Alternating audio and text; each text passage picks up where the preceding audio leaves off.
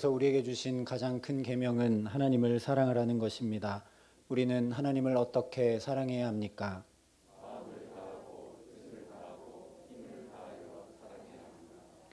하나님을 사랑하는 우리는 하나님을 예배하기 위해 이 자리에 모였습니다. 우리는 하나님을 어떻게 예배해야 합니까? 이제 하나님을 전심으로 사랑하는 우리의 마음을 모아 영과 진리로 하나님을 예배하겠습니다.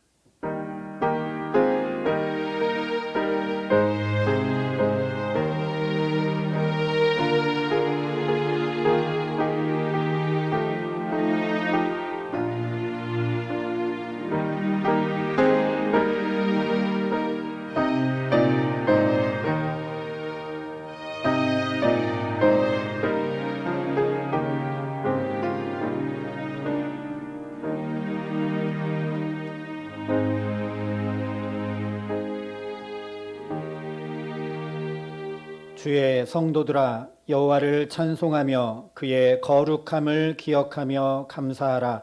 하나님은 영이시니 예배하는 자가 영과 진리로 예배할지니라. 아멘.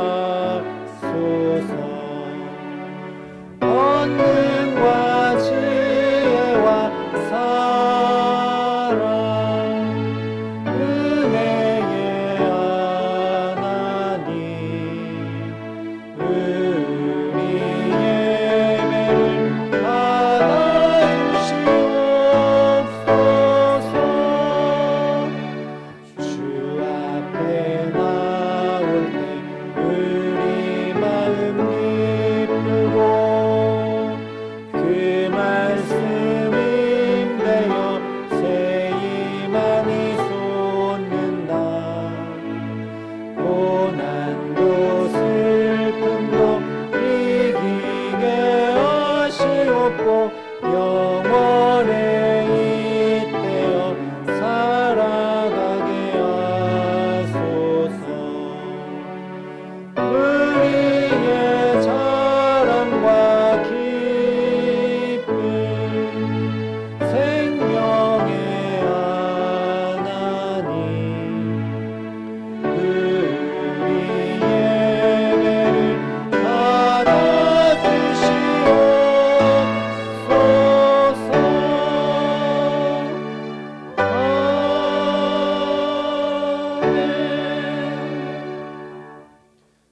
예배가 하나님 앞에 상달되기 위해 하나님과 우리 사이에 죄로 인해 막힌 담을 허물어야 합니다.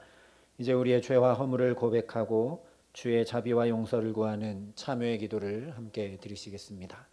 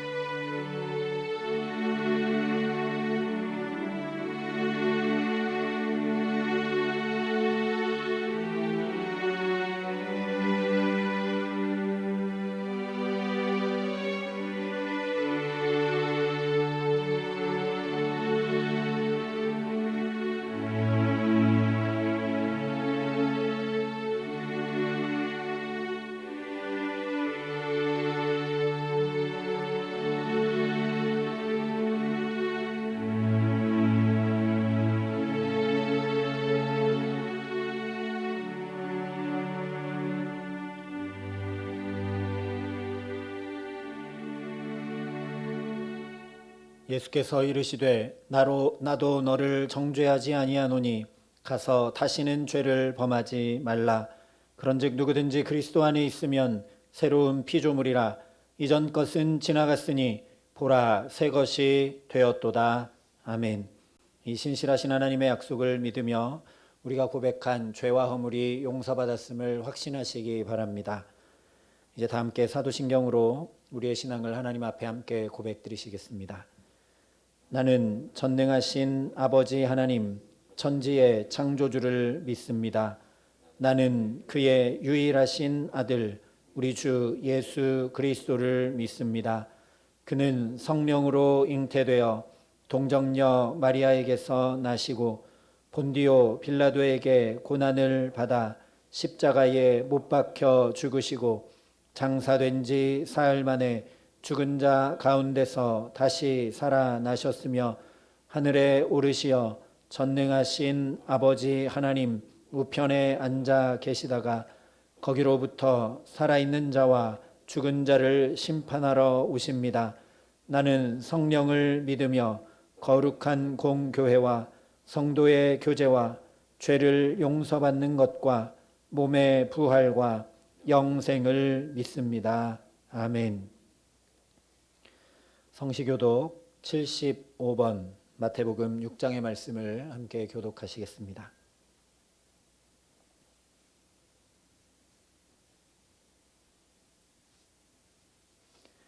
그러므로 내가 너희에게 이르노니 목숨을 위하여 무엇을 먹을까 무엇을 마실까 몸을 위하여 무엇을 입을까 염려하지 말라.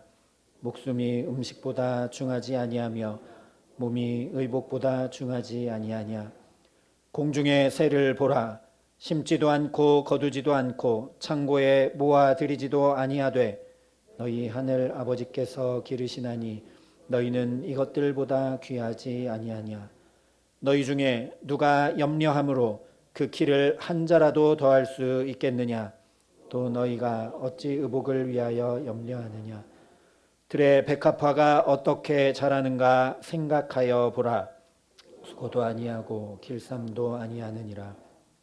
그러므로 염려하여 이르기를 무엇을 먹을까 무엇을 마실까 무엇을 입을까 하지 말라.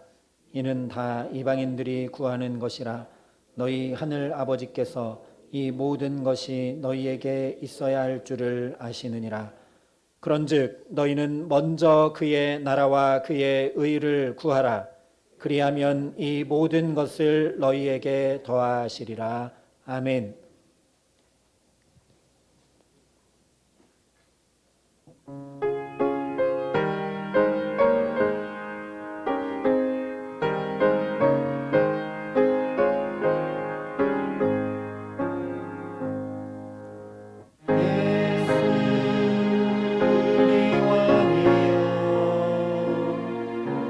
이곳에 오셔서 우리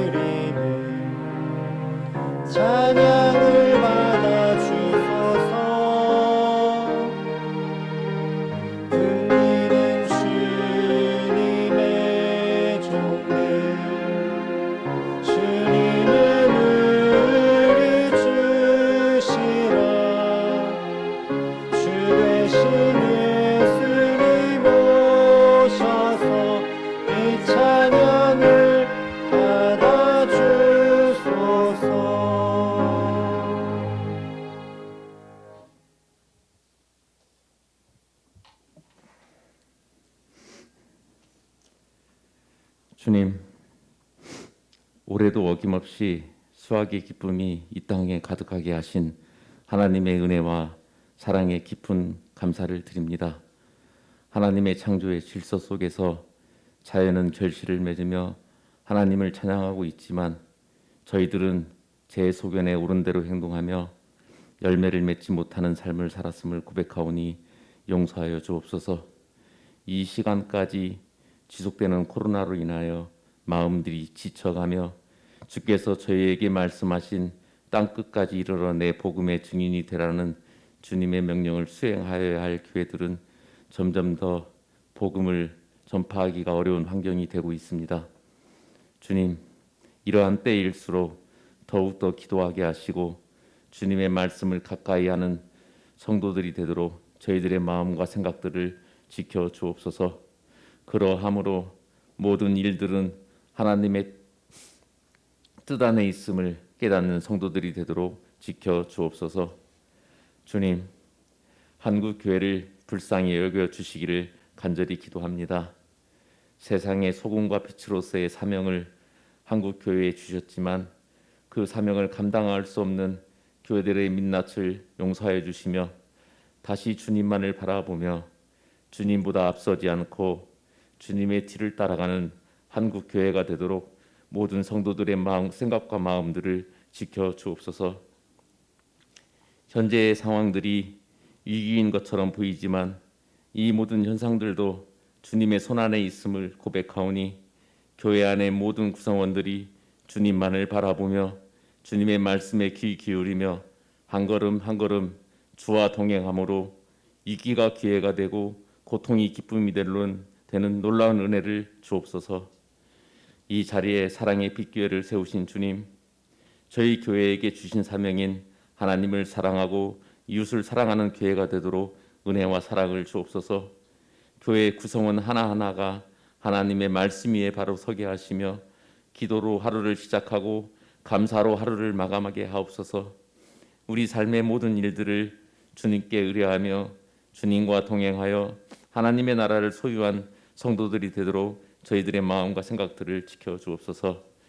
교회를 구성하는 각 기관들이 날로 부흥하게 하시며 이 시대에 소금과 빛의 역할을 능히 담당하도록 지켜 주옵소서.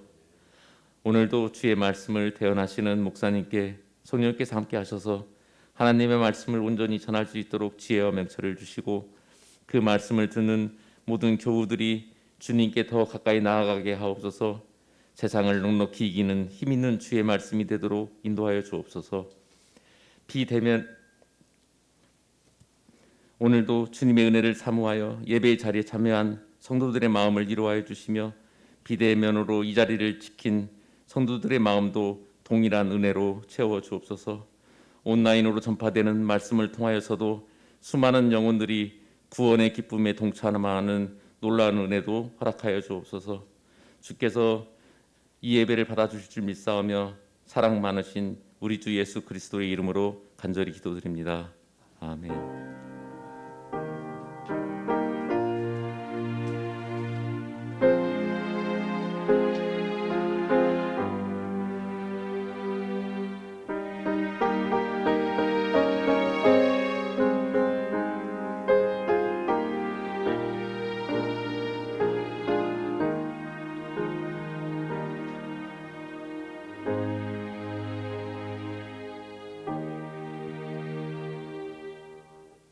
오늘 우리에게 주시는 하나님의 말씀은 사무엘상 6장 7절부터 7장 2절까지의 말씀입니다. 사무엘상 6장 7절부터 7장 2절까지의 말씀, 구약성경 416면에 있는 말씀입니다.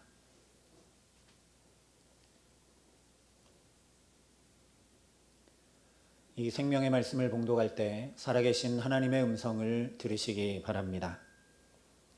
그러므로 새 수레를 하나 만들고 멍에를 메어보지 아니한 젖나는 소 2마리를 끌어다가 소의 수레를 메우고 그 송아지들은 떼어 집으로 돌려보내고 여호와의 궤를 가져다가 수레에 싣고 속건제로 드릴 금으로 만든 물건들은 상자에 담아 궤 곁에 두고 그것을 보내어 가게 하고 보고 있다가 만일 괴가 그 본지역 길로 올라가서 벳세메스로 가면 이 큰 재앙은 그가 우리에게 내린 것이요 그렇지 아니하면 우리를 친 것이 그의 손이 아니요 우연히 당한 것인 줄 알리라 하니라. 그 사람들이 그같이 하여 젖나는 소 둘을 끌어다가 수레를 메우고 송아지들은 집에 가두고 여호와의 궤와 및 금쥐와 그들의 독종의 형상을 담은 상자를 수레 위에 실으니 암소가 벳세메스 길로 바로 행하여 대로로 가며 갈 때에 울고 좌우로 치우치지 아니하였고 블레셋 방백들은 벳세메스 경계선까지 따라가니라. 벳세메스 사람들이 골짜기에서 밀을 베다가 눈을 들어 궤를 보고 그 본 것을 기뻐하더니 수레가 벳세메스 사람 여호수아의 밭 큰 돌 있는 곳에 이르러 선지라. 무리가 수레의 나무를 패고 그 암소들을 번제물로 여호와께 드리고 레위인은 여호와의 궤와 그 궤와 함께 있는 금 보물 담긴 상자를 내려다가 큰 돌 위에 두매 그날에 벳세메스 사람들이 여호와께 번제와 다른 제사를 드리니라. 블레셋 5방백이 이것을 보고 그날에 에그론으로 돌아갔더라. 블레셋 사람이 여호와께 속건제물로 드린 금 독종은 이러하니 아스돗을 위하여 하나요, 가사를 위하여 하나요, 아스글론을 위하여 하나요, 가드를 위하여 하나요, 에그론을 위하여 하나이며 드린 바 금쥐들은 견고한 성읍에서부터 시골의 마을에까지 그리고 사람들이 여호와의 궤를 큰 돌에 이르기까지 5방백들에게 속한 블레셋 사람들의 모든 성읍들의 수대로였더라. 그 돌은 벳세메스 사람 여호수아의 밭에 오늘까지 있더라. 벳세메스 사람들이 여호와의 궤를 들여다본 까닭에 그들을 치사 5만 70명을 죽이신지라. 여호와께서 백성을 쳐서 크게 살육하셨으므로 백성이 슬피 울었더라. 벳세메스 사람들이 이르되 이 거룩하신 하나님 여호와 앞에 누가 능히 서리요 그를 우리에게서 누구에게로 올라가시게 할까 하고 전령들을 기럇 여아림 주민에게 보내어 이르되 블레셋 사람들이 여호와의 궤를 도로 가져왔으니 너희는 내려와서 그것을 너희에게로 옮겨가라. 기럇 여아림 사람들이 와서 여호와의 궤를 옮겨 산에 사는 아비나답의 집에 들여놓고 그의 아들 엘리야사를 거룩하게 구별하여 여호와의 궤를 지키게 하였더니 궤가 기럇 여아림에 들어간 날부터 20년 동안 오래 있은지라.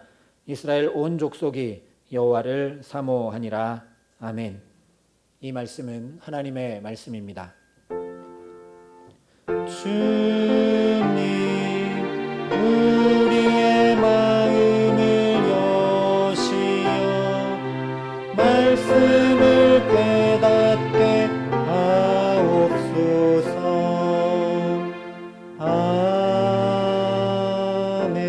아멘. 우리 함께 특송으로 하나님 앞에 영광 올려드리겠습니다. 오늘 이곳에 계신 성령님 함께 찬양하겠습니다.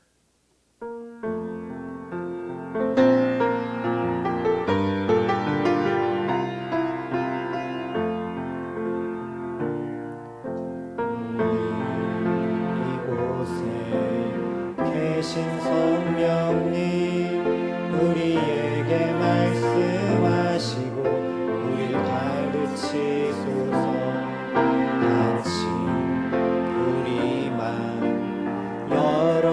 열어주시고 주의 빛으로 밝혀 우리를 인도하소서.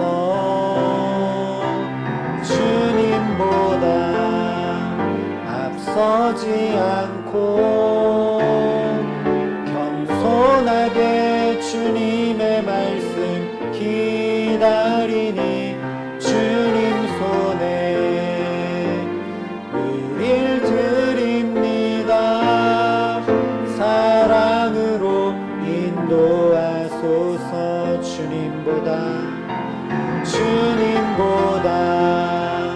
앞서지 않고 겸손하게 주님의 말씀 기다리니 주님 손에 우릴 드립니다. 사랑으로 인도하소서. 함께 기도하겠습니다. 아버지 하나님, 주의 생명의 말씀을, 주의 사랑의 말씀을, 주의 빛 되신 말씀을 이 시간 사모하며 기다립니다. 우리의 마음이 오직 주를 향하게 하시고 이 말씀이 꿀과 송이꿀보다 더 단 말씀으로 우리 각 사람에게 임하며 들려올 수 있도록 이 시간 성령으로 함께하여 주시옵소서. 예수 그리스도의 이름으로 기도합니다. 아멘. 한 주간 평안하셨는지요?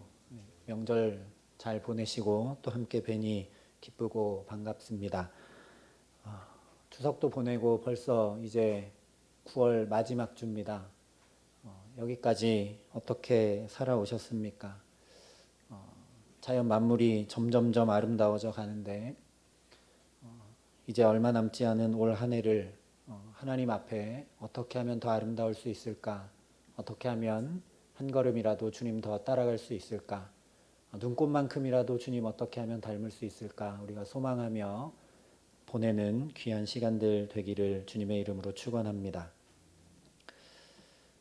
미국에 조슈아 벨이라는 바이올리니스트가 있습니다.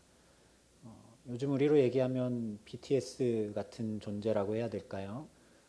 바이올리니스트로서는 세계적으로 아주 명성을 떨치고 유명한 바이올리니스트인데 워싱턴 포스트지에서 이 사람을 통해 한 가지 실험을 했습니다. 사람들이 과연 음악을 잘 귀 기울여 듣는가, 이런 실험을 한번 해보았는데 이 조슈아 벨에게 그냥 이 야구 모자를 눌러 쓰게 하고 허름한 옷을 입고 이 바이올린 가방을 열어놓고 동전 몇 개를 거기 떨어뜨려 놓은 다음에 아침 출근 시간에 오늘 우리로 얘기하면 서울의 뭐 강남역이나 신도림역처럼 사람들이 출근 시간에 정말 많이 이동하는 곳에 자리를 마련해서 바이올린 중에도 최고의 바이올린, 가격을 매기기 어려운 스트라디바리우스를 연주하도록 하는 실험을 했습니다. 아침 7시부터 8시 반 정도까지 이 조슈아 벨이라는 바이올리니스트가 연주를 했는데 결과는 아무도 귀 기울이지 않고 그냥 지나갔다라는 겁니다. 아침 출근 시간에 바이올린 연주는 굉장히 특이한 일입니다. 사람들 다 출근하는데 혼자 서서 거기서 바이올린 연주하는 건 눈에 띄지 않을래야 않을 수 없는 일이죠. 그리고 전문가가 또 좋은 악기로 연주하는 건 전혀 다릅니다. 제가 찬양하는 것과 우리 권사님이 찬양하는 게 다르지 않습니까? 가수가 노래를 하는 건 보통 사람이 노래하는 거랑 전혀 다릅니다. 그래서 눈을 이렇게 뜨고 바라볼 수밖에 없는 일인데 이 유명하고 뛰어난 바이올리니스트가 세계 최고의 바이올린을 가지고 연주하는데 아무도 귀 기울이지 않는 겁니다. 다들 그냥 휴대전화로 통화하느라 정신이 없고 바삐 출근하느라 걸음조차 멈추지 않았다라는 겁니다.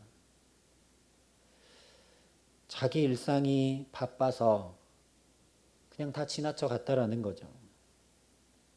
일상이 참 소중하지만 일상이 참 무섭습니다. 우리가 이렇게 그저 주어진 일상을 사느라고 놓치는 것들이 참 많습니다. 특별히 소중한 것들을 일상을 사느라 놓칠 때가 너무너무 많습니다. 그래서 사도 바울이 그 어떤 것도 그리스도의 사랑에서 우리를 끊어낼 수 없다고 말할 때 위협과 칼과 죽음과 더불어서 뭘 얘기하냐면 현재 일을 얘기합니다. 하나님의 사랑이 우리에게서 아무것도 끊어낼 수 없다라고 얘기할 때 현재 일을 얘기합니다. 현재 일이 그만큼 우리를 하나님의 사랑에서 끊어내고 하나님을 잊게 하는 강력하고 큰 힘이 있지만 그럼에도 불구하고 하나님의 사랑이 끊어낼 수 없다라고 얘기를 합니다. 오늘 말씀을 보면 이렇게 그냥 일상을 살아가느라고 중요한 것을 다 놓치고 있는 이스라엘의 모습을 보여주고 있습니다. 먼저 이방 블레셋 사람들의 모습을 통해 이스라엘이 뭘 놓치고 있는지 말씀해 주고 있습니다. 6장 전체를 우리가 보아야 하지만 오늘 8절 말씀을 보면 블레셋 사람들이 하나님 앞에 속건제를 드립니다. 블레셋 사람들이 자기들 지역에 하나님의 임재가 있는 언약궤를 가져오고 나서 독종이 생기고 다곤 신상도 무너지고 그런 것이 왜 그런가 생각하다가 이거 하나님께 속건제를 드려야 되겠다라고 하고 속건제를 드리는 겁니다. 속건제는 레위기 말씀에 보면 하나님의 제물이나 성물을 잘못 다뤘을 때, 모르고 그랬든 알고 그랬든 하나님의 구별된 거룩한 것들을 내가 잘못 대했을 때 하나님 앞에 드리게 되는 제사가 속건제입니다. 그런데 이방 블레셋 사람들이 이걸 알고 드립니다. 근데 대충 드리는 게 아니라 16절에 18절에 이렇게 말씀합니다. 드린 바 금쥐들은 견고한 성읍에서부터 시골의 마을에까지 그리고 사람들이 여호와의 궤를 큰 돌에 이르기까지 5 방백들에게 속한 블레셋 사람들의 모든 성읍들의 수대로였더라. 17절에도 자세히 기록을 하고 있지만 블레셋의 5 성읍을 위해서 속건제를 정성스럽게 마련해서 다 드리고 있습니다. 자기들의 성읍의 모든 수대로, 고통을 당하고 재난을 당한 성읍의 모든 수대로 하나님 앞에 속건제를 드립니다. 사실 속건제를 드려야 될 건 이스라엘이죠. 전쟁에 이기려고 자기들의 목적과 유익과 만족을 위해 하나님의 성물을 사용하려고 하나님의 성물을 잘못 대했으니 속건제를 드려야 되는 건 원래 이스라엘입니다. 그런데 블레셋이 드리는데 말씀대로 정성스럽게 드립니다. 이뿐만이 아닙니다. 말씀을 다 읽진 않았지만 6절 말씀에 보면 이 블레셋 사람들이 출애굽의 하나님의 구원의 역사도 너무 잘 알고 있습니다. 이스라엘 백성들이 출애굽할 때 애굽 왕 바로가 마음을 완악하게 해서 재앙에 재앙을 더했다는 걸 잘 알고 있습니다. 그래서 이 블레셋 사람들이 우리도 다곤 신상이 엎드러지고 여러 가지 재앙이 우리 가운데 임했으니 우리가 마음을 완악하게 할 것이 아니라 이 하나님 앞에 회개해야 되겠다라고 한 것입니다. 그리고 그 회개가 말로만이 아니라 속건제를 정성스럽게 하나님 앞에 바쳐드리고 하나님의 언약궤도 이스라엘로 돌려보내자 이렇게 한 것입니다. 오늘로 얘기하면 믿지 않는 사람이 11조를 구별해 드린 것과 비슷하다고 할 수 있을까요? 믿지 않는 사람인데 자기가 어떤 어려움을 당하고 나서 하나님 앞에 내가 11조를 드려야 되겠다. 원래 11조 하나님 것 드려야 되는데 안 드려서 그런가 보다 하고 11조 드리고 있는 것과 비슷한 장면이라고 생각하면 좋을 것 같습니다. 우리가 만약에 우리 주변에 그 어떤 안 믿는 사람이 그렇게 하고 있는 모습을 본다면 아마 우리가 여러 가지로 마음의 찔림을 받을 겁니다. 어떤 사건을 통해 저 사람은 하나님의 음성을 듣고 믿지도 않는데 저렇게 하나님 앞에 물질을 드리고 회개하고 있는 걸 보니 내 마음이 참 완악하구나 하고 찔림 안 받을 수가 없겠죠. 하나님 앞에 믿지도 않는 저 사람이 구별하여 봉헌하는 모습을 보고 나는 과연 하나님 앞에 저렇게 정성스럽게 구별해 봉헌했는가 되돌아보지 않을 수 없을 겁니다. 또한 말로만이 아니라 자기가 정말 물질을 구별해 드리며 삶을 바꾸는 회개의 모습을 보면서 나는 내 삶을 변화시켰는가 찔림받지 않을래야 않을 수 없고 도전받지 않을래야 않을 수 없을 겁니다. 오늘 이스라엘이 그랬어야 된다라는 것이죠. 그런데 오늘 이스라엘을 보면 정말 처참합니다. 이스라엘은 전쟁에서 3만 명이 졌습니다. 죽었습니다. 언약궤는 뺏겨버렸고 제사장들은 다 죽었습니다. 그런데 아무것도 하고 있지 않습니다. 언약궤가 7개월 동안이나 블레셋에서 능력을 나타내고 있는데도 전혀 찔림을 받고 있지 않는 것 같습니다. 더 나아가 이제는 하나님을 모르는 이방 블레셋 사람들이 이스라엘이 드려야 될 속건제를 드리고 하나님의 언약궤가 원래 있어야 될 자리에 돌려보내고 있는데도 그렇게 회개를 하고 있는데도 이스라엘 백성들은 회개할 생각도 안 하고 속건제를 드릴 생각도 안 하고 하나님의 구원 역사, 우리 이스라엘을 어떻게 하나님이 구원하셔서 여기까지 붙드시고 인도하셨는지 깊이 생각하며 그 구원의 하나님을 바라볼 생각조차 전혀 하지 않고 있습니다. 뭐 하고 있냐면 13절 말씀대로 밀베며 추수하고 있습니다. 그저 먹고 사는 일상에 파묻혀 있다라는 얘기입니다.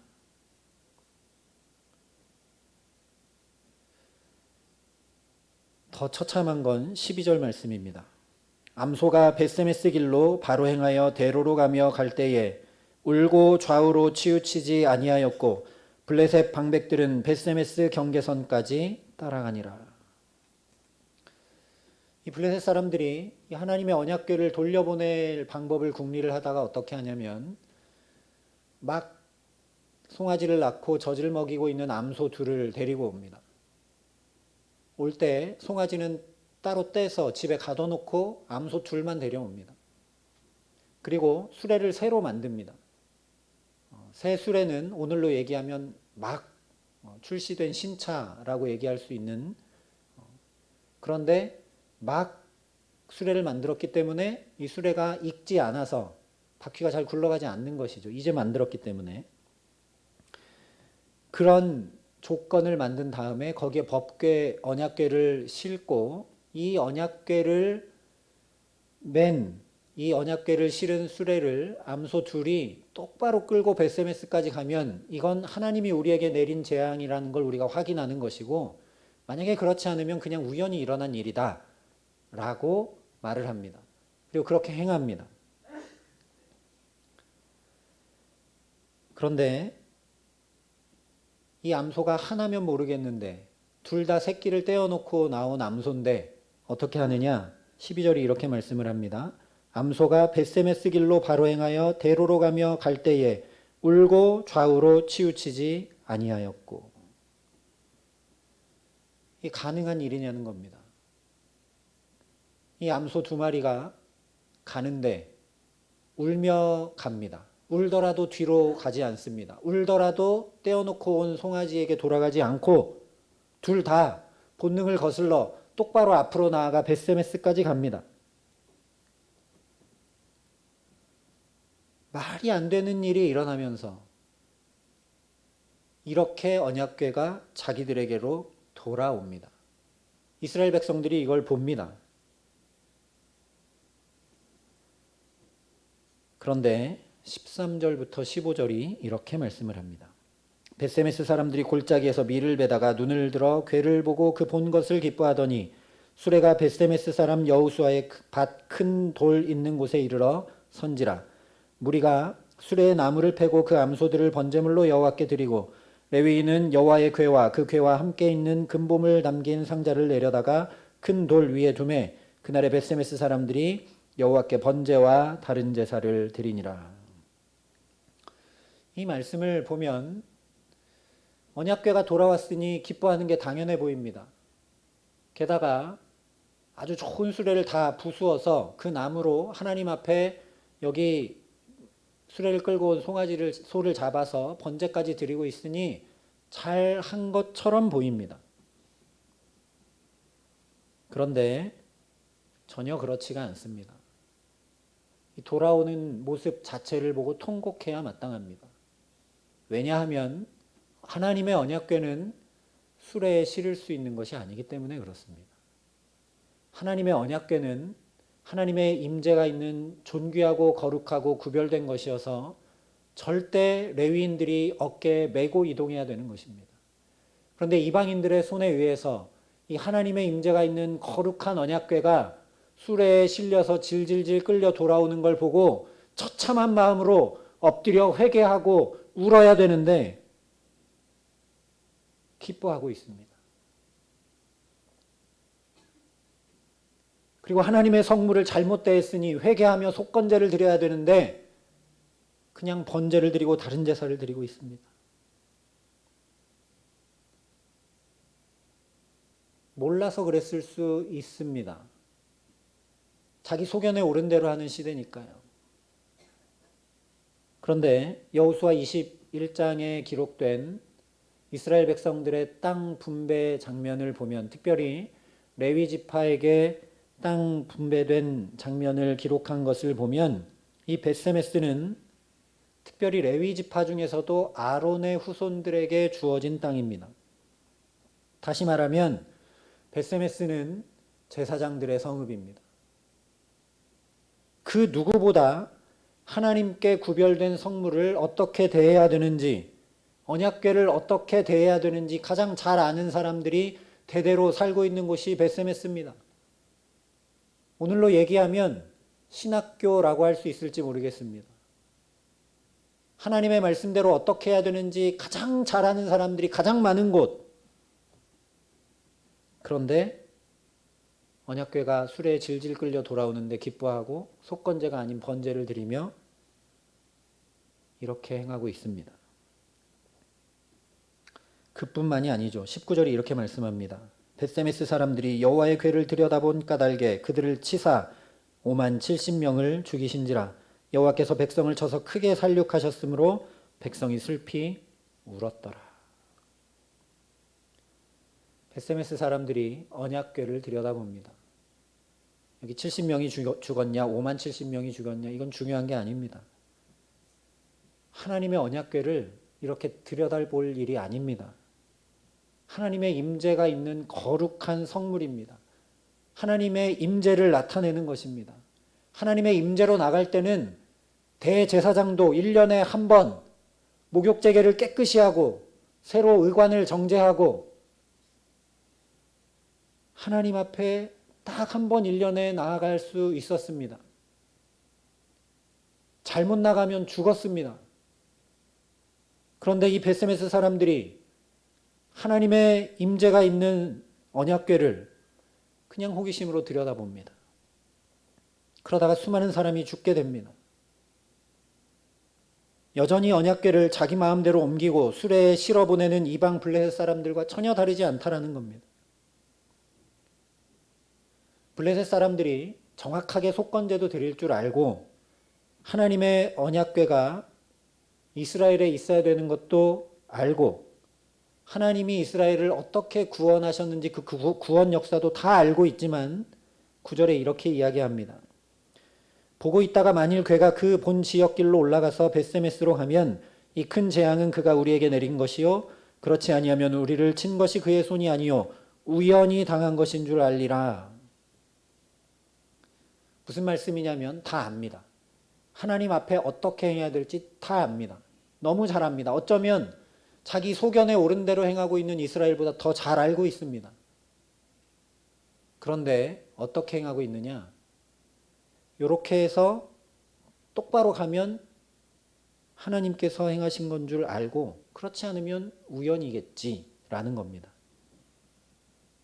무슨 얘기냐면 점치듯 하는 겁니다. A가 나오면 맞고 B가 나오면 틀리고. 그래서 결국 16절 말씀대로 그냥 돌아갑니다. 도저히 일어날 수 없는 일이 일어났습니다. 새 수레를 이 젖나는 송아지를 떼고 온 두 암소가 똑바로 끌고 좌우로 치우치지 않고 벳세메스까지 똑바로 갔는데 그럼 자기들 말한 대로 이건 하나님이 행하신 거구나. 우리가 하나님 앞에 엎드려야 되겠구나 해야 될 텐데 그냥 돌아가 버리고 맙니다. 그런데 안타깝게도 이 모습이 오늘 이스라엘 모습과 별반 다르지 않다라는 겁니다. 마치 그렇게 되는지 안 되는지 지켜보자 하면서 끝까지 벳세메스까지 따라왔던 블레셋 사람들처럼 그 블레셋 사람들이 얼마나 호기심이 가득했겠습니까? 과연 송아지를 떼고 온 이 암소들이 똑바로 갈까? 이 수레가 똑바로 벳세메스까지 갈까? 가다가 거의 다 가서 다른 데로 가지 않을까? 다시 되돌아오지 않을까? 그래서 끝까지 따라간 거 아닙니까? 똑같이 호기심을 가지고 언약궤를 들여다봅니다. 이 언약궤에 뭐가 있길래 블레셋에서 저렇게 능력을 나타내고 이 암소 두 마리가 울면서 똑바로 여기까지 오게 했을까 하는 호기심을 가지고 언약궤를 들여다봅니다. 하나님의 말씀을 잘 알지만 지식은 가득 찼지만 블레셋 사람들과 똑같이 순종하고 준행하는 데는 관심이 없습니다. 이것이 하나님을 머리로만 지식으로만 아는 것의 한계입니다. 분명히 잘 압니다. 언제 속건제를 드려야 되는지 잘 알고 언제 하나님의 구원 역사를 기억하고 되돌이켜 봐야 되는지 잘 압니다. 그런데 지식으로만 알고 있으니 믿음으로 나가지를 못합니다. 그냥 보고 돌아갑니다. 호기심이 가득 차서 언약궤를 열어봅니다. 믿음은 머리로 아는 알미 커져가는 것이 전혀 아닙니다. 믿음은 우리 몸의 순종으로 반드시 나타나게 되어 있습니다. 예수님에 대해서 듣고 알고 있었던 사람들이 오병이어를 경험하고 그래서 자기들이 듣고 알고 있던 대로 예수님을 붙잡아다 왕 삼으려고 합니다. 그런데 예수님이 생명의 떡이 무엇인지 쭉 말씀해 주시자 이 사람들이 어떻게 하냐면 다 떠나고 다시는 예수님과 함께 다니지 않았다라고 요한복음이 기록합니다. 자기들은 붙잡아다 왕 삼으려고 그랬는데 자기들 뜻대로 안 되니까 다 떠나고 다시는 함께 다니지 않았습니다. 그때 예수님께서 제자들에게 물으십니다. 너희도 가려느냐?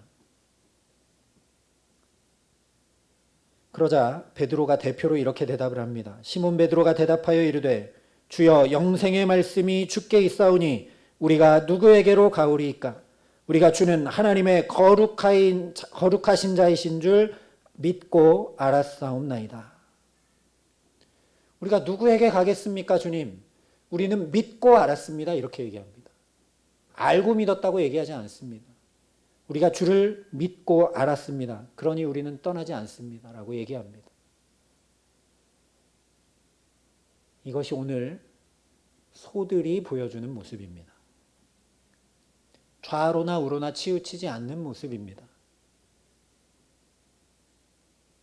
소들은 하나님의 임재와 하나님이 행하라 하신 것을 그대로 행하고 있습니다. 소들이 본성으로는 절대 그렇게 할 수 없죠. 그러니 울면서도 벳세메스까지 갑니다. 좌우로 치우치지 않습니다. 성경은 일부러 좌우로 치우치지 않았다고 표현합니다. 신명기 5장에 보면 그런즉 너희 하나님 여호와께서 너희에게 명령하신 대로 너희는 삼가 행하여 좌로나 우로나 치우치지 말고 너희 하나님 여호와께서 너희에게 명령하신 모든 도를 행하라. 그리하면 너희가 살 것이요 복이 있을 것이며 너희가 차지한 땅에서 너희 날이 길리라 말씀하십니다. 좌우로 치우치지 않는다는 건 하나님의 명령하신 말씀을 삼가 행하고 그 모든 도를 행하는 순종을 말씀하는 겁니다. 오늘 소들이 하나님께 순종했다라는 걸 좌로나 우로나 치우치지 않았다고 성경이 밝혀 표현하고 있는 겁니다. 좌로나 우로나 치우치지 않았다는 건 순종의 의미입니다. 온전한 순종의 의미입니다. 사람들이 다 떠나가도 내가 원하고 바라는 대로 되지 않아도 소들처럼 오늘 울더라도 말씀을 붙들고 따라가고 살아가는 것이 믿음이요 순종입니다. 그런데 우리는 종종, 아니 너무 자주 이렇게 이야기합니다. 나는 달란트가 없습니다. 나는 원래 그런 사람이 아닙니다. 나는 능력이 없습니다. 나는 지금 도저히 그럴 수 있는 상황과 환경이 안 됩니다. 나는 부르심을 받은 것이 아닙니다. 예, 다 맞는 말입니다. 그런데 중요한 건 기준이 나라는 겁니다. 나는 안 됩니다. 나는 능력이 없습니다. 나는 달란트가 없습니다. 내 상황과 환경은 지금 그걸 할 형편이 안 됩니다. 나는 부름받지 않았습니다. 내게 응답이 오지 않았습니다. 기준이 어디냐면 내게 있습니다. 기준이 하나님께 있지 않은 것이죠. 하나님께 기준이 없기 때문에 어떻게 되냐면 오늘 이스라엘 백성들과 블레셋처럼 좌우로 치우치게 됩니다. 하나님은 회전하는 그림자도 없으신 분이라고 성경이 분명히 말씀합니다. 그러니 기준을 하나님께 두어야만, 하나님을 붙들어야만, 하나님께 붙들려야만 우리가 좌우로 치우치지 않을 수 있습니다. 코로나 상황도 마찬가지입니다. 하나님이 기준이셔야 하는데, 하나님의 말씀이 기준되어야 하는데 내가 기준될 때가 참 많습니다. 사람이 기준이 되고 상황과 환경이 기준될 때가 너무나 많습니다. 그래서 자기 소견에 옳은 대로 행하게 됩니다. 좌우로 치우치게 됩니다. 하나님 말씀 앞에서 무엇이 옳고 행해야 하는 것인지 분별하려고 하지 않고 이것이 사람들을 배려하는 것이고 이것이 전염병 확산을 막는 것이고 이것이 아픔에 동참하는 것이라고 이야기합니다. 심지어 오늘 블레셋과 이스라엘처럼 하나님에 대한 지식이 분명하게 있음에도 불구하고 어떻게 행해야 되는지 잘 알고 있음에도 불구하고 하나님이 기준이 아니라 내가 기준이 되기 때문에 순종으로 나아가는 것이 아니라 상황과 환경에 따라 내 판단에 따라 경험대로 하던 대로 행하게 됩니다. 그래서 오늘 소를 보여주십니다. 처참하죠. 젖을 먹이던 암소도 송아지를 떼어놓고 울더라도 본성을 넘어 하나님께 순종하는 걸 봐라 말씀하시는 겁니다. 정말 처참합니다. 소보다도 못하다는 것이죠. 하나님께서 그래서 이사야 선지자를 통해 개탄하며 이렇게 말씀하십니다. 소는 그 임자를 알고 나귀는 그 주인의 구유를 알건만은 이스라엘은 알지 못하고 나의 백성은 깨닫지 못하는도다 하셨도다. 우리도 별반 다르지 않은 것 같습니다. 추석을 보내고 가을이 됐습니다. 자연 만물이 하나님의 때를 알고 순종합니다. 열매 맺을 때 정확히 열매를 맺습니다. 떨어질 때 낙엽이 떨어집니다. 이 낙엽이 나는 끝까지 붙어 있겠다고 버티고 불복종하고 그렇게 있지 않습니다. 그런데 우리는 하나님의 말씀을 분명히 듣고 아는데 내가 기준이 돼서 내가 끝까지 붙들고 놓지 않고 있는 것들이 참 많습니다. 안 된다고 하지 말고 아니라고 하지 말고 주님의 말씀에 의지하여 순종해 보는 저와 여러분 되게 하시기를 간절히 기도합니다. 믿음은 순종으로 반드시 나타나게 되어 있습니다. 순종을 내가 해야 된다고 생각하니까 버겁고 무거운 것 같죠. 못할 것 같고. 그것도 기준이 나이기 때문에 그렇습니다. 순종 내가 하는 게 아닙니다. 하나님께서 하게 하십니다. 이스라엘 백성들이 출애굽할 때 홍해를 앞에 두고 모든 이스라엘 백성은 다 불가능을 생각했습니다. 어떻게 나아가냐? 뒤에 애굽 군대가 쫓아오는데 우린 다 죽었다 생각을 합니다. 그런데 하나님이 어떻게 하십니까? 밤새 동풍을 불게 하셔서 거기에 길을 내십니다. 우리의 눈은 아닌데, 우리의 경험은 아닌데, 우리의 판단은 안 되는데 하나님께는 그것이 길입니다. 바다 한가운데 길을 만드셔서 순종할 수 있도록 하시는 분이 우리 아버지 하나님이십니다.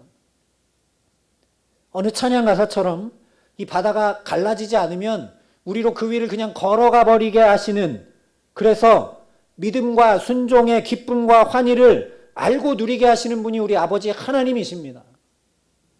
어려운 때입니다. 어쩌면 더 순종하기 어렵고 어쩌면 더 말씀대로 살기 어려운 때입니다. 그러니 말씀대로 순종하는 저와 여러분 되게 하시기를 간절히 소망합니다. 더 말할 수 없는 기쁨과 더 말할 수 없는 은총을 덧입게 됩니다. 그래서 사실 우리가 오늘 주목해야 할 것은 이스라엘의 처참한 상태, 블레셋과 하나 다를 바 없는 상태, 하나님을 잊고 살아가는 우리의 상태가 아닙니다. 그런 처참한 상태에도 불구하고 돌아오고 계시는 하나님을 주목해야 합니다. 13절 말씀입니다. 벳세메스 사람들이 골짜기에서 밀을 베다가 눈을 들어 괴를 보고 그 본 것을 기뻐하더니. 이미 살펴본 대로 이 말씀은 이스라엘의 신앙이 얼마나 타락했는지, 하나님을 얼마나 다 잊고 사는지 보여주는 겁니다. 언약궤를 뺏겼으면서 수레에 실려 돌아오는 것을 보고도 참람해하지 않고 살기 바빠서 밀베고 있기 때문이죠. 먹고 살기 바빠서 일상에 파묻혀 순종하기는커녕 하나님을 기억하지도 바라보지도 못하고 있는 모습입니다. 그런데 이것을 뒤집어서 보면 이다지도 처참한 이스라엘임에도 불구하고 추수할 수 있는 축복을 주신 하나님이 보입니다.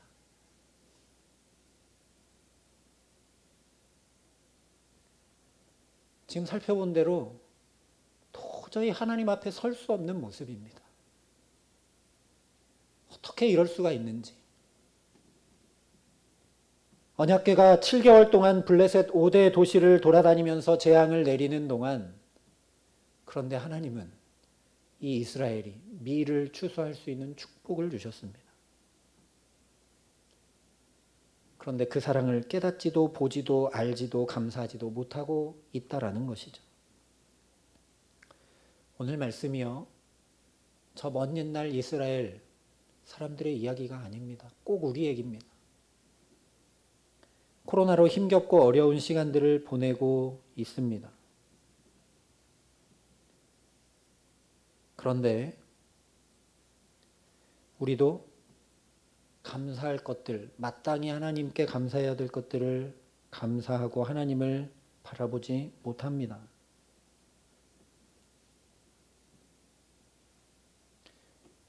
오늘 이스라엘 백성들의 모습이 꼭 오늘 우리 모습과 비슷합니다.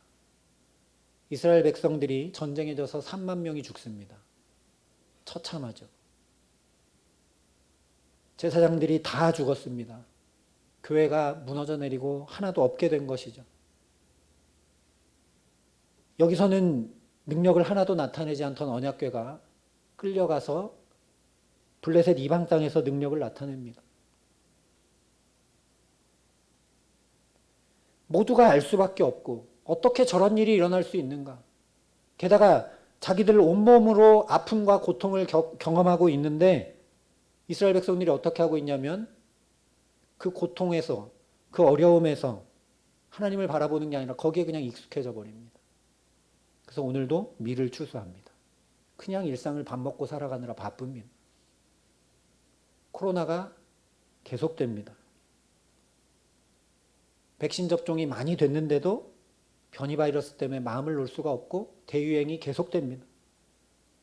그러니 우리가 하나님을 바라보지 않을래야 않을 수 없는 상황과 환경입니다. 기도하지 않을래야 않을 수 없는 상황과 환경입니다. 그런데 우리도 이 어려운 때 어떻게 살아갈 수 있을까? 어떻게 해야 이 어려운 경제 난관을 극복할 수 있을까? 어떻게 해야 코로나 감염되지 않고 건강하게 살 수 있을까? 그것이 일상이 되어버려서 거기에 매몰돼서 하나님을 바라보지 못할 때가 너무 많다라는 겁니다.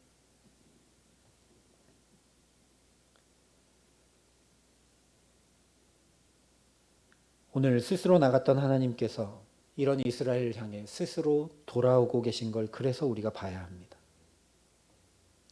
7장 2절이 이렇게 말씀합니다. 이스라엘 온 족속이 여호와를 사모하니라.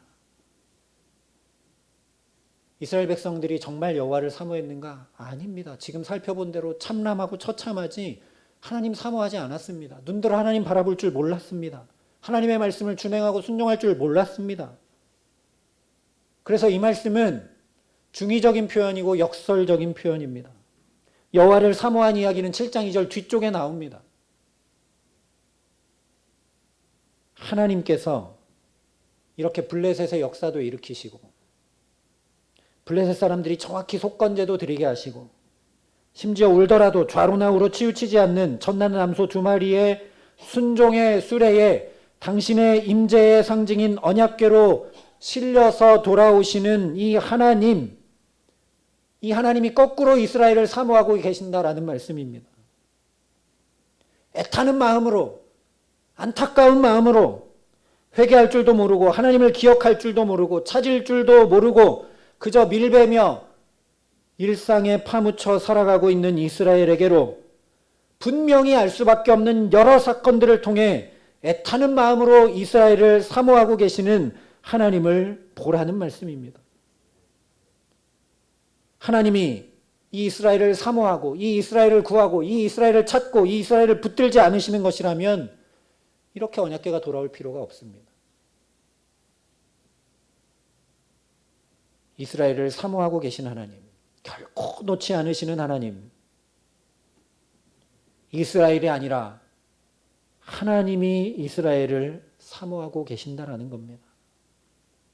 오늘 우리도 마찬가지입니다. 우리도 나를 쳐다보느라 내 상황과 환경에 휩싸여서 살아가느라 바빠서 일상에 파묻혀서 하나님 놓칠 때가 너무 많지만 하나님이 또 이렇게 우리를 사모하십니다. 우리로 그래서 예배하게 하십니다. 우리로 그래서 말씀을 듣게 하십니다. 무뎌진 우리 영혼을 심령과 골수를 쪼개는 생명의 말씀으로 오늘도 새롭게 하고 계십니다.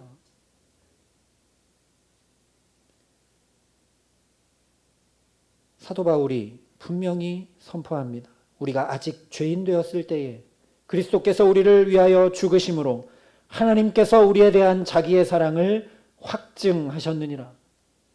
내가 확신하노니 사망이나 생명이나 천사들이나 권세자들이나 현재일이나 장래일이나 능력이나 높음이나 깊음이나 다른 어떤 피조물이라도 우리를 우리 주 그리스도 예수 안에 있는 하나님의 사랑에서 끊을 수 없으리라. 이 하나님께서 이런 우리를 정죄하거나 포기하지 않고 계십니다. 오히려 이런 나를 여전히 하나님이 사모하고 계신다고 말씀하십니다. 그냥 붙드시는 정도가 아니라 안타까이 사모하시고 나와 어떻게 하면 함께 할 수 있을까 사모하시고 어떻게 저 삶을 새롭게 해줄 수 있을까 온전히 세울 수 있을까 사모하고 계신다고 말씀하십니다.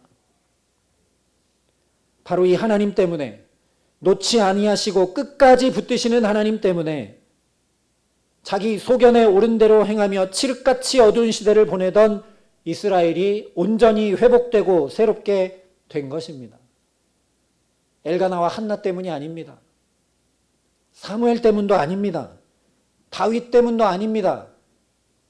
이들을 통해 역사하고 계시는 이 어두운 시대를 포기하지 않으시는 오직 하나님 한 분 때문이라는 말씀입니다. 이 말도 안 되는 감히 우리를 사모하시는 하나님의 사랑 앞에 꼬꾸라지는 저와 여러분 되게 하시기를 간절히 기도합니다. 하나님 앞에 하나님 나를 징계나 채찍으로 다스리지 마시고 이 사랑으로만 다스려 달라고 간구하며 엎드리는 저와 여러분 되게 하시기를 소망합니다. 이 사랑이 깊게 깊게 우리 마음과 영혼 깊은 곳에 육박해 들어와 이스라엘 백성을 온전히 새롭게 하셨듯 오직 넘치는 하나님의 사랑이 저와 여러분을 새롭게 하시기를 간절히 기도합니다. 저와 여러분 때문이 아니라 사모하고 붙들고 놓지 아니하시는 이 하나님 때문에 우리가 정말 하나님 사모하는 사람들로 나아가게 하시기를 소망합니다.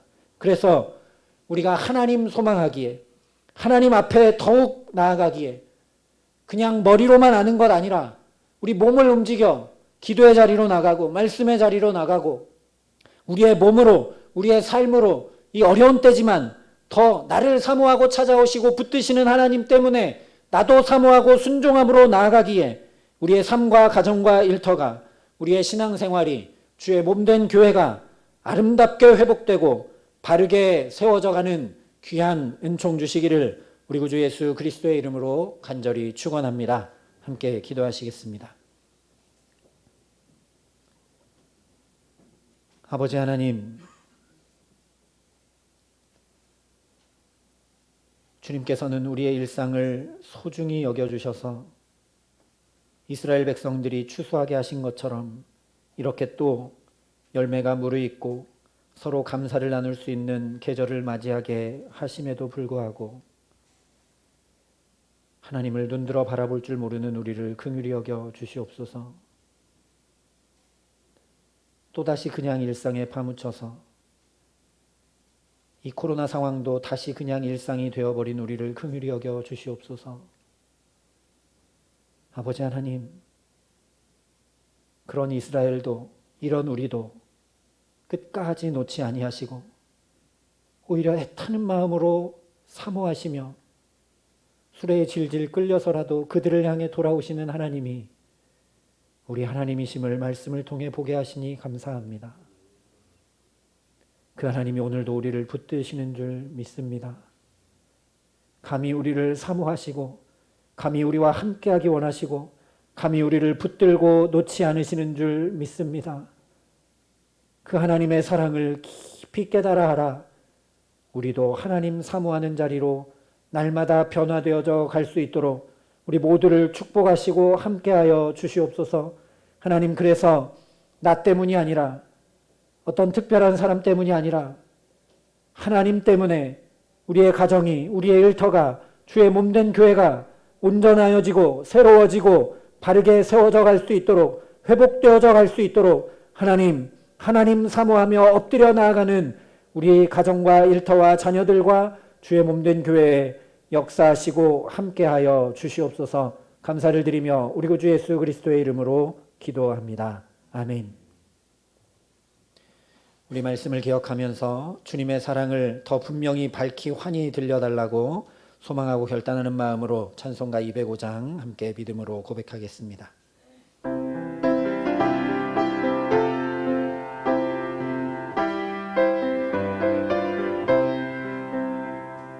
주 예수 크신 사랑 늘 말해주시오.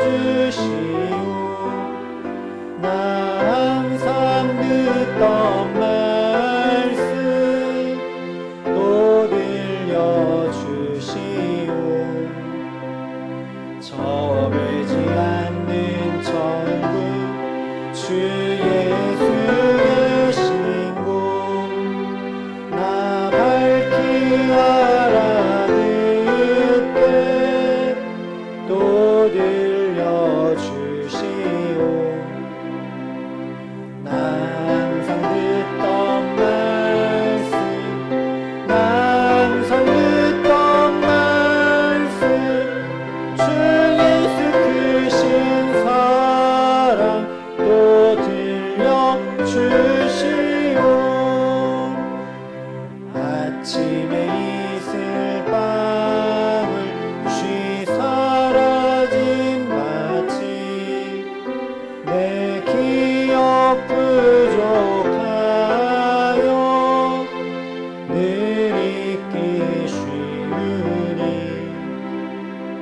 잘 알아듣기 쉽게 늘 말해주시오. 날 구속하신 사랑 또 들려주시오. 나 항상 듣던 말씀 나 항상 듣던 말씀 주 예수 크신 사랑 또 들려주시오. 주 예수 나를 위해 이 세상 오셔서 날 구속하신 은혜 말하여 주시오. 나 같은 사람 위에 주 보혈을 흘렸네. 이 복스러운 말씀 또 들려주시오. 나 항상 듣던 말씀 나 항상 듣던 말씀 주 예수 크신 사랑 또 들려주시오. 이 세상 헛된 영화 날 미혹할 때에 주 예수 크신 사랑 늘 들려주시오.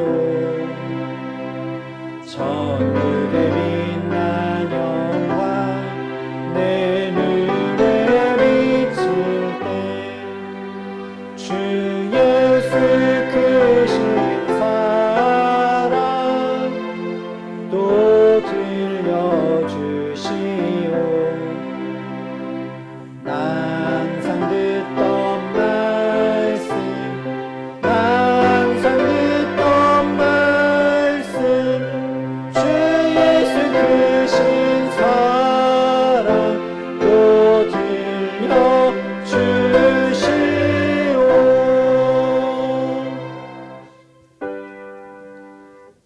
모든 것이 주께로부터 왔으니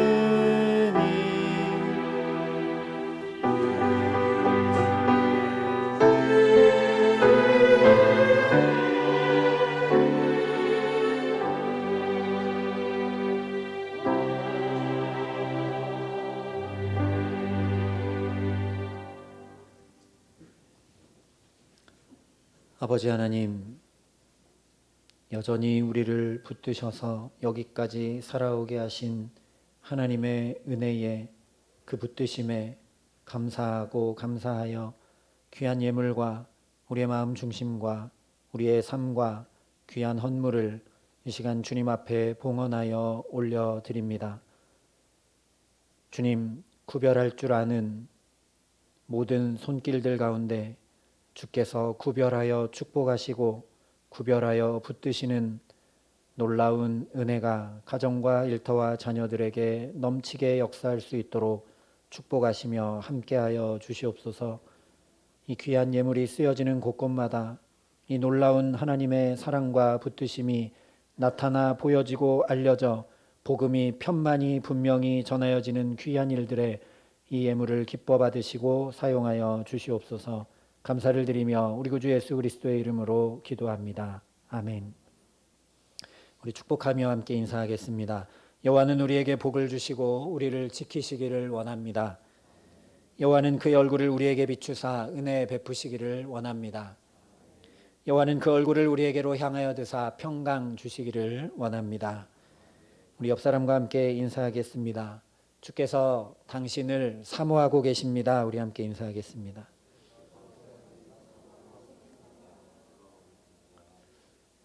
감사합니다. 교회 소식을 전해드리겠습니다. 금요 기도회가 계속되고 있습니다. 카카오톡을 통해 각 공동체별로 전달드린 대로 성령에 관한 말씀을 나누고 함께 기도하고 있습니다. 오늘 말씀처럼 믿고 순종하는 마음으로 기도의 자리를 더욱 사모하며 동참해 주시기를 부탁을 드립니다. 성령의 충만함을 덧입어서 우리 가정과 일터와 자녀들과 교회를 바르게 세워갈 수 있도록 하나님께 의지하고 그 하나님을 사모하는 기도의 자리를 꼭 기억하시고 함께 동참해 주시기를 부탁드립니다. 각 부서 2022년도 예산 및 계획안을 다음 주일까지 재정부를 통해 제출해 주시기를 바랍니다. 다음 주일 2부 예배 후에 이 자리에서 정기 재직회가 있겠습니다. 당회를 통해 새롭게 반주자를 임명했습니다. 우리 조희숙 권사님 오늘부터 2부 예배를 섬겨 주시게 됩니다. 잠시 자리에서 일어나 주시면 축복하고 기도하겠습니다. 기도하겠습니다. 하나님, 주님의 임재가 있는 거룩한 예배를 섬기고 준비할 수 있도록 귀한 반주자를 세워주심을 감사합니다. 주께서 기름 부으시고 주께서 택하여 세우셨사오니 오직 능력은 하나님께 있음을 알게 하시고 하나님 그저 반주가 아니라 귀한 예배 가운데 하나님의 영광이 나타나고 드러나 보여질 수 있도록 우리 조희숙 권사님을 붙드시고 함께 하시고 은혜 더하여 주시옵소서. 주 앞에 주신 달란트를 드리며 섬기는 귀한 권사님 가정과 일터와 자녀들 가운데 주께서 귀히 여기시고 돌보시고 살피시는 은혜도 덧입혀 주시옵소서. 그래서 우리가 함께 예배하는 기쁨이 우리 안에 충만할 수 있도록 역사하시고 은혜 더하여 주시옵소서. 감사를 드리며 우리 구주 예수 그리스도의 이름으로 기도합니다. 아멘. 우리 또 결단하시고 섬겨주시는 우리 조희숙 권사님께 격려와 사랑의 박수 보내드리겠습니다. 감사합니다. 코로나 확산세가 또 심상치가 않고 3천 명이 넘는 확진자가 나오고 있는 상황인데 믿음을 가지고 이럴 때 더욱 하나님을 바라보고 의지하고 흔들림 없이 주님 앞에 서 있는 저와 여러분 될 수 있기를 간절히 소망합니다. 나머지 광고는 주보를 참조해 주시고 찬송 302장 1절 다 함께 일어나셔서 찬양하시겠습니다.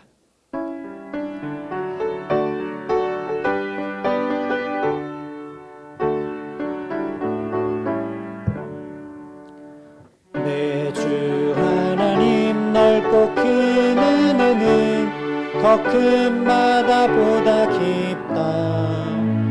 너고 닷줄을 끌러 깊은 데로 저 한가운데 가보라. 언덕을 떠나서 장파에 배 띄워 내 주 예수 은혜의 바다로 내 맘 뻗쳐가라. 사랑하는 성도 여러분, 하나님 사랑과 함께 하나님께서 우리에게 주신 큰 계명은 이웃 사랑입니다. 우리는 이웃을 어떻게 사랑해야 합니까? 우리는 사랑하는 이웃이 사는 세상에서 어떻게 살아야 합니까? 이제 세상으로 나가 전심으로 이웃을 사랑하며 소금과 빛의 역할을 다하시기를 바랍니다. 하나님께서 우리와 함께 하실 것입니다. 이제는 친히 사랑의 왕으로 우리 가운데 오신 우리 구주 예수 그리스도의 은혜와 그 독생자 예수를 아낌없이 내어주신 아버지 하나님의 놀라우신 사랑하심과 오늘도 눈들어 주님 바라볼 수 있도록 믿음 더하시는 성령 하나님의 교통하시고 역사하심이 여기 머리 숙여 주님의 사모하심에 응답하여 오직 하나님을 사모하는 믿음으로 살아가기로 소망하고 결단하는 여기 모인 모든 주의 성도들과 사랑의 빛교회 교우들과 이 나라 이 민족과 하나님께서 이처럼 사랑하신 온 세상과 이 귀한 복음을 오늘도 세계 만방에 전하시는 선교사님들 가운데 이제로부터 영원토록 함께 하시기를 간절히 축원하옵나이다. 아멘.